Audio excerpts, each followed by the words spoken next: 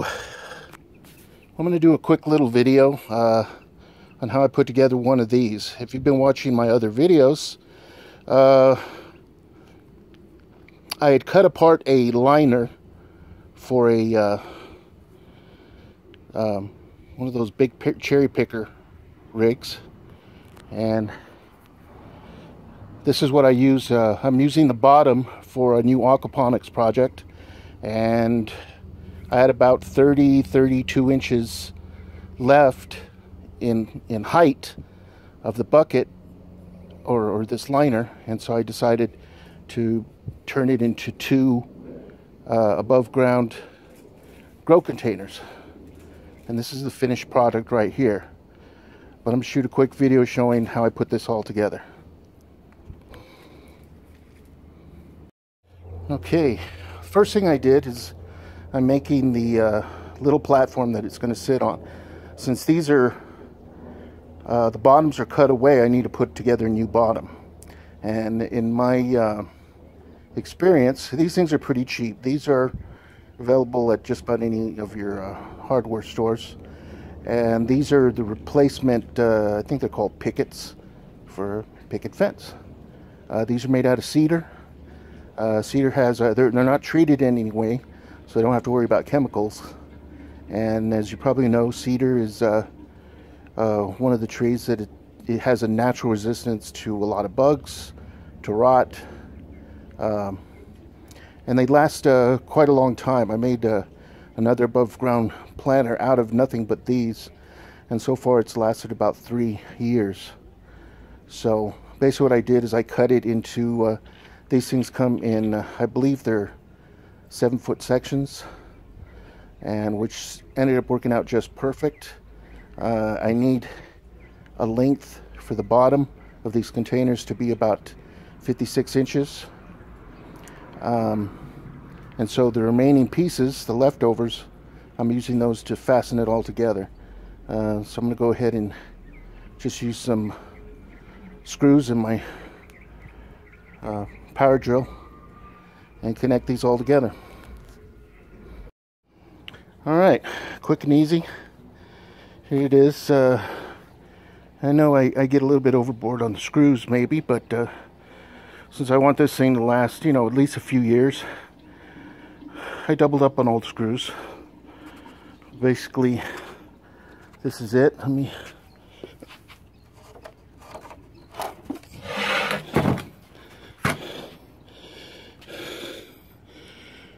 This is it. It's ready to lay down. So let me pause and I'll get to the next part. Alright, next step is I placed the liner kind of central onto the bottom, the board that I made, and I went and I laid down, measured enough so I could lay down this you know, that weed fabric. Went and got some of that recycled weed fabric. It's supposed to be made out of recycled soda bottles. But I'm going to put that down on the bottom, have it centered, and I'm going to use a staple gun to staple it both down to the bottom of the board and to the sides of the liner. This liner is thick enough and pliable enough to where I can staple into it and it doesn't crack. It acts a lot like wood. So I'll show you the finished product in just a few. Ready for my compressor to charge up. Okay, this is the finished product. As far as the staples, staple it down to bottom of the board and staple it to the side of the liner. This does two things. Number one, keeps everything out of the way for the next step. This also helps similarly to a air wicking.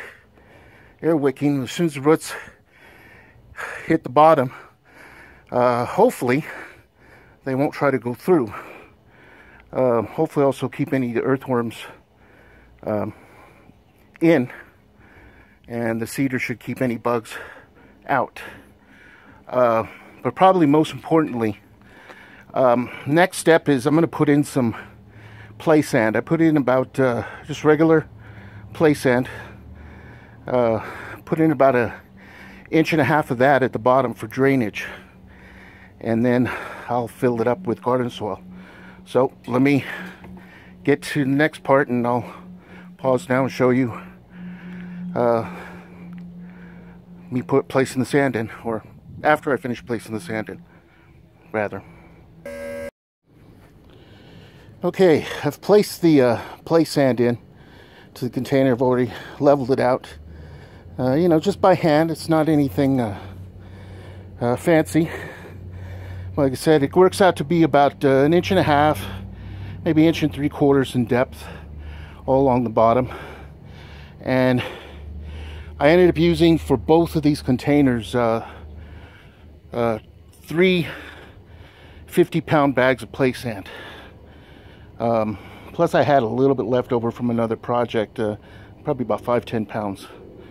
So, you know, about 75 pounds of play sand, and you know, it's pretty cheap, $3.50 for a bag. I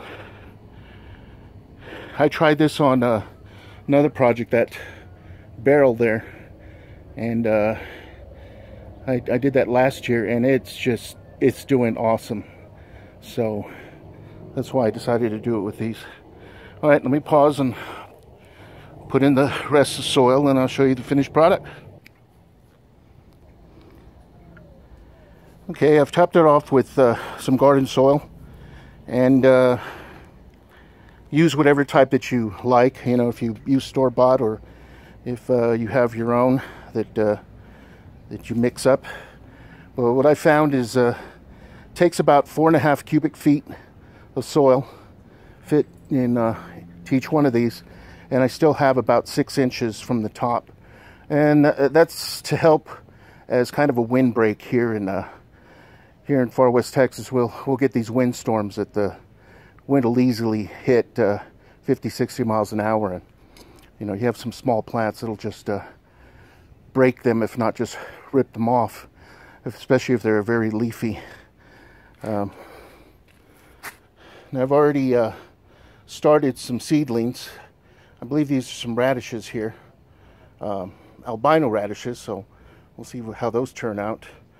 You see, I still have lots of room. I'm starting some new seedlings, some spinach, and some cayenne pepper. So I haven't decided what I'm going to put in here. Probably going to do the same in this one as I did in this one, which is I had a worm farm last year, and I saved all the castings, and so I put about half a cubic foot of worm castings at the top of this, and there were a lot of the little worm eggs, I guess is what you call them. So hopefully we'll have a whole lot of worms processing all this soil soon. So it'll probably be a few days, if not a week or so, before I start putting plants in here. In the meantime, I'll let it settle. The sprinklers come on, and that'll help settle it down as well, wet it down. And I did see some worm eggs in this batch too, so hopefully get them started. But that's about it. Total cost for the things that I bought, which included the cedar wood pickets, the recycled fabric, plant fabric, and the soil for both of these, about $100 US, maybe a little bit less. But you know, think about how much planters this size would cost to buy, and you realize that plus this didn't end up in a landfill somewhere. So, well, let me know what you think. Have any suggestions, comments, please leave them. And if you like this, pass it on and ask other people to subscribe. All right, thanks.